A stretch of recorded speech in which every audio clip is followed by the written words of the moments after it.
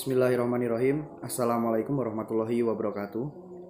Langsung saja, kami dari kelompok 5 akan mempresentasikan bab tentang permintaan terhadap faktor-faktor produksi.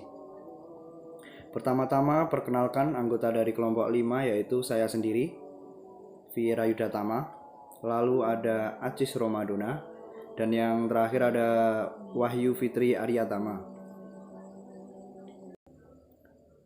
Permintaan terhadap faktor-faktor produksi. Daftar poin-poin yang akan kita bahas kali ini yaitu A. Pentingnya analisa penentuan harga faktor. B.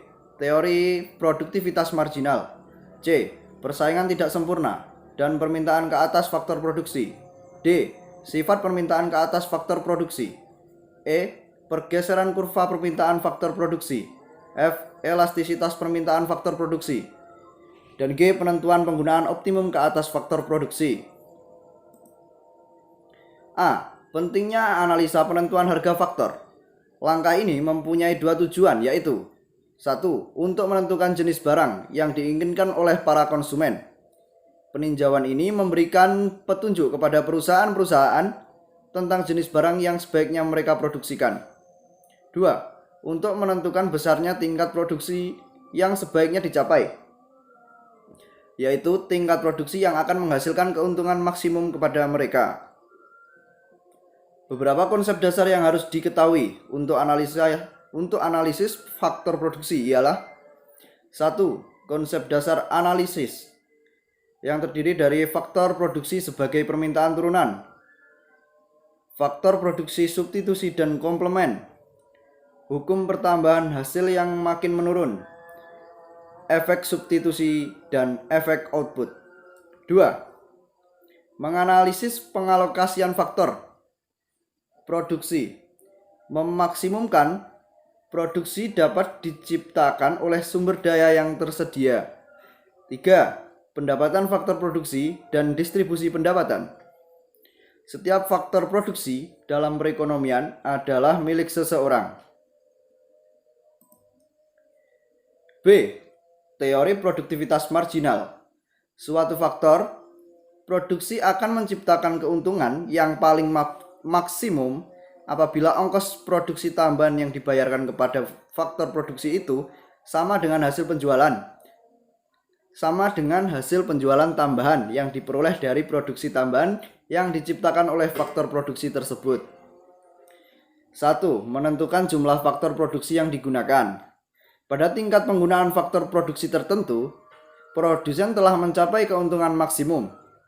2. Permintaan ke atas faktor produksi. Dalam teori ini, terlebih dahulu perlu dibuat beberapa permisalan, yaitu perusahaan menjual barang dalam pasar persaingan sempurna. Harga barang tidak berubah walaupun harga yang dijual berbeda. 3. Tingkat produksi dan hasil penjualan. Pertambahan produksi dinamakan produk fisik marginal atau MPP. Produksi fisik adalah TPP atau total physical product. Hasil penjualan produksi total adalah total revenue product atau TRP. Hasil produksi marginal revenue product atau MRP. 4. Jumlah faktor produksi yang digunakan. Seseorang akan memaksimumkan keuntungannya apabila melakukan kegiatan produksi sampai pada tingkat di mana hasil penjualan marginal sama dengan harga faktor atau MRP. Baik, di sini saya akan melanjutkan penjelasan dari teman saya, yaitu mengenai persaingan tidak sempurna dan permintaan ke atas faktor produksi. Yang pertama adalah permintaan faktor, yaitu contoh angka. Dalam pasar barang yang bersifat persaingan tidak sempurna, harga akan menjadi lebih rendah dan semakin rendah pada tingkat produksi atau penjualan barang yang semakin tinggi.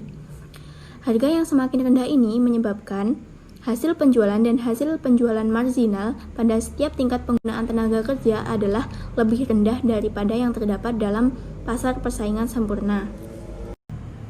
Berikut adalah tabel-tabel yang membuktikan kebenaran pernyataan yang baru saja saya jelaskan tadi.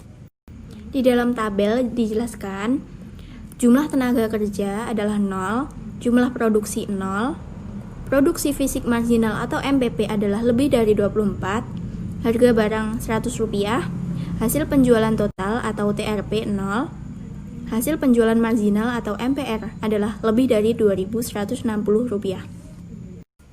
Dan yang kedua adalah grafik permintaan faktor. Kurva hasil penjualan produksi marginal di dalam pasar persaingan tidak sempurna akan selalu terletak di sebelah kiri dari kurva hasil penjualan produksi marginal di dalam pasar persaingan sempurna. Keadaan ini disebabkan karena pada tingkat penggunaan tenaga kerja yang lebih tinggi dari barang yang menjadi lebih murah. Maka pada setiap tingkat penggunaan tenaga kerja, tambahan hasil penjualan dalam pasar persaingan tidak sempurna adalah lebih rendah dari yang diperoleh dalam pasar persaingan sempurna. Oke, yang selanjutnya adalah sifat permintaan ke atas faktor produksi. Yang pertama adalah permintaan terkait. Permintaan seorang pengusaha ke atas faktor-faktor produksi mempunyai sifat yang berbeda-beda. Permintaan tersebut dipengaruhi oleh keinginan pengusaha untuk menghasilkan barang-barang yang akan dijual ke pasar guna untuk memenuhi kebutuhan konsumen. Selama pertambahan penggunaan suatu faktor produksi akan menambah keuntungannya, lebih banyak faktor produksi tersebut akan digunakannya. Oleh karena itu, permintaan pengusaha ke atas sesuatu faktor produksi ditentukan oleh kemampuan faktor produksi tersebut untuk menghasilkan barang yang dapat dijual pengusaha dengan menguntungkan. Nah, permintaan ke atas faktor-faktor produksi itu dinamakan permintaan terkait atau derived demand. Yang kedua adalah bentuk kurva permintaan ke atas faktor. Kurva permintaan ke atas faktor produksi menurun dari kiri atas menuju kanan bawah. Kurva seperti itu menggambarkan bahwa semakin tinggi harga faktor produksi, makin sedikit pula permintaan ke atas faktor produksi tersebut. Kurva permintaan ke atas suatu faktor pada umumnya menurun ke bawah karena yang pertama, perubahan harga akan merubah pendapatan real pembeli dan perubahan pendapatan real ini selanjutnya mempengaruhi permintaan. Yang kedua, perubahan harga merubah kepuasan relatif dari mengkonsumsi barang itu jika dibandingkan dengan barang lain. Permintaan ke atas sesuatu faktor produksi digambarkan oleh kurva yang menurun ke bawah. Hal itu disebabkan oleh yang pertama, harga faktor produksi yang lebih tinggi. Yang kedua adalah perubahan harga akan menimbulkan pergantian dari faktor produksi yang menjadi relatif lebih mahal kepada faktor produksi yang relatif lebih murah. Dan yang terakhir adalah sebagai akibat dari pengaruh hukum. Selanjutnya akan dijelaskan oleh teman saya. Assalamualaikum warahmatullahi wabarakatuh. Perkenalkan, saya Acis Romadona, nomor NIM 2415246. Baik, di sini saya akan meneruskan atau melanjutkan penjelasan yang sebelumnya sudah dijelaskan oleh rekan saya. Di sini saya memiliki 3 poin, yaitu poin E, F, dan G.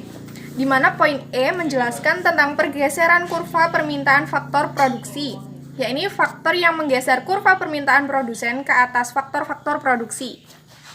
Terdapat 2 poin, yaitu perubahan permintaan ke atas barang yang diproduksinya dan perubahan harga dari faktor produksi lain yang digunakan. Dilanjutkan poin F. Ya, ini di sini poin F memiliki 4 poin. Jadi di dalamnya ada 4 poin, teman-teman. Nah, poin F menjelaskan tentang elastisitas permintaan faktor produksi. Nah, di sini ada 4 poin, yaitu yang pertama, perubahan harga faktor produksi akan menimbulkan akibat yang berlainan ke atas perubahan jumlah berbagai faktor produksi yang digunakan. Oh iya, teman-teman, sebelumnya saya mohon maaf karena di sini saya sedikit membaca catatan karena ada beberapa hal yang harus disebutkan dengan benar. Baik, dilanjutkan yang tadi. Di sini contohnya elastisitas permintaan dari barang yang dihasilkan. Kemudian dilanjutkan poin B atau poin kedua. Makin besar elastisitas permintaan ke atas barang yang dihasilkan, makin besar pula elastisitas barang permintaan ke atas faktor produksi. Contohnya, perbandingan antara ongkos yang dibayar kepada faktor produksi dengan ongkos total. Kemudian poin ketiga, di sini makin besar bagian dari ongkos produksi total yang dibayarkan kepada suatu faktor produksi, makin lebih elastis permintaan faktor produksi tersebut. Contohnya, tingkat penggantian di antara faktor produksi. Nah, di sini ada poin terakhir atau poin 4. Makin banyak faktor produksi lainnya yang dapat menggantikan suatu faktor produksi tertentu, semakin elastis permintaan ke atas faktor produksi tersebut. Contohnya, tingkat penurunan produksi fisik marginal atau biasanya disebut atau disingkat dengan MPP. Baik, teman-teman, ada poin terakhir, yaitu poin G. yang menjelaskan tentang penentuan penggunaan optimum ke atas faktor produksi. Nah, di sini ada 2 poin. Di sini nanti saya akan meminimalisirkan supaya teman-teman lebih mudah mengingat ya. Jadi poin pertama dari poin G adalah gabungan faktor produksi yang meminimkan biaya. Jadi poin pertama membahas tentang meminimkan biaya. Penjelasannya, penggunaan faktor produksi akan meminimumkan ongkos apabila setiap rupiah yang dibayarkan kepada faktor produksi fisik marginal yang sama besarnya. Nah, produksi fisik marginal dari modal tersebut, tenaga kerja untuk setiap rupiah adalah, nah disinilah rumusnya teman-teman, ada 2 rumus. Rumus pertama, MPP per rupiah dari modal sama dengan P1 sama dengan MRP1. Kemudian rumus kedua, MPP per rupiah dari tenaga kerja sama dengan PC sama dengan MR per PC. Maaf, ralat, PC sama dengan MR PC ya teman-teman. Kemudian poin kedua tentang gabungan faktor yang memaksimumkan keuntungan. Jadi kalau poin pertama itu meminimumkan biaya, kalau poin kedua memaksimumkan keuntungan. Nah, penjelasannya, penggunaan faktor produksi akan memaksimumkan keuntungan apabila harga faktor produksi dengan penjualan marginal yang sama besarnya. Produksi fisik marginal dari modal tersebut, tenaga kerja untuk setiap rupiah adalah, nah di sini juga ada 2 rumus. Rumus yang pertama, MPP per rupiah dari modal sama dengan P1 sama dengan MRP1. Kemudian rumus yang kedua, MPP per rupiah dari tenaga kerja PC sama dengan MRPC. Nah, demikianlah teman-teman penjelasan yang dapat saya jelaskan. Bila ada kurang lebihnya mohon dimaafkan karena saya juga di sini masih belajar. Demikian presentasi dari kelompok saya. Bila ada kurang lebihnya mohon dimaafkan. Semoga bermanfaat. Wassalamualaikum warahmatullahi wabarakatuh.